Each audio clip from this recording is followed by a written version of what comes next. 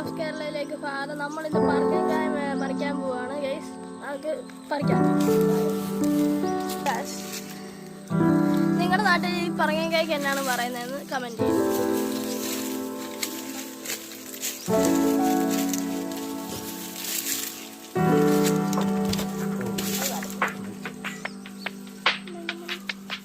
ഞാൻ പറിച്ചുതരാം. പപ്പ പറിച്ചുതരാടാ.